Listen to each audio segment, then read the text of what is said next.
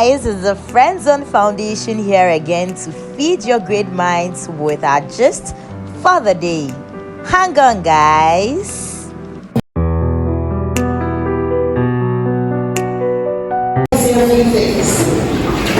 Hello, friend. Hi, Michael. Hi, Jill. Alright, guys. So my name is Daphne Spencer. I am the co-founder of African Association of Women in Tourism and Hospitality, and also the CEO of Hospitality AAWTH. I was born here in Ghana as a young girl like you, not too long ago. Thank you. Okay. I have a degree in hospitality and I have a degree in business. And I have all those degrees that we have. I do agree with a lot of things that Manuel said, and I agree with a lot that JL said. I'll tell you a little bit about my journey in the hospitality industry. It has not been straightforward, it's been zigzag, there's been so many opportunities for me, which I'm grateful for. I remember when I arrived in the US, my mom said, you're going to become a nurse. When I was in secondary school, I was really interested in the science classes. I was always at entertainment. I was always performing. I went to what all I did, but I liked fun more than school. So when they tried to push me into the sciences, I rebelled. In nursing school year 2, usually in America, people donate their bodies for sick. And so in our human anatomy class, they rolled in a few bodies and we had to examine it. We're flipping their muscles, looking at their hair and their nails. And I thought to myself, this is not good. I don't like that bodies. I worked in hospitals a little bit as a student nurse. I felt drained every day. It just was not for me. So one day they brought the bodies in and I walked out.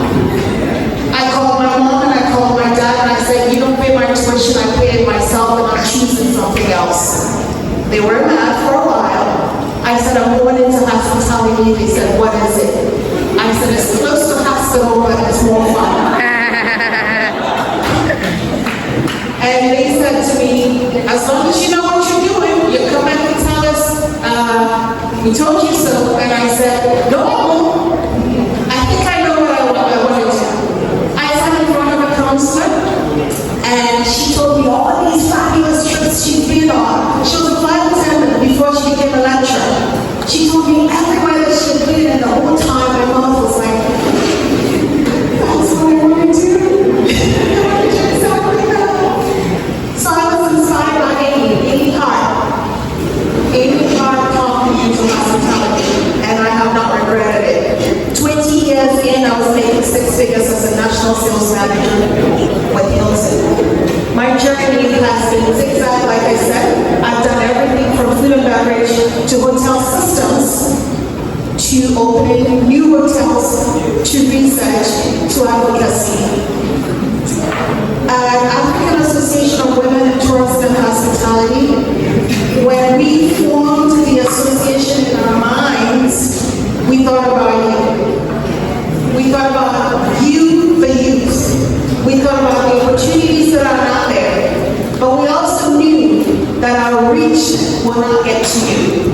But we thought, if we did this with women, then women will pass it down and mentor others. 20-something years ago when I started, there weren't a lot of women mentoring, or coaching, or counseling, or sponsoring, because men dominated those female level positions. 20 years later, there were less men in my executive office than women. And so we saw a need that women needed to be developed, to be pushed, to be given opportunities. As I'm speaking to you at the moment, we're trying to select a woman from our team to go do a custom project program called Build for C-suite executives to prepare them. It's a 1-year program, but the person we select will go to the US for a few days, come back and continue the rest virtually. We have partners like Marriott International, pastoral project. When we registered the association, I thought to myself, we registered the association in the US, but we need to be on the continent. I had always wanted to come back to Ghana.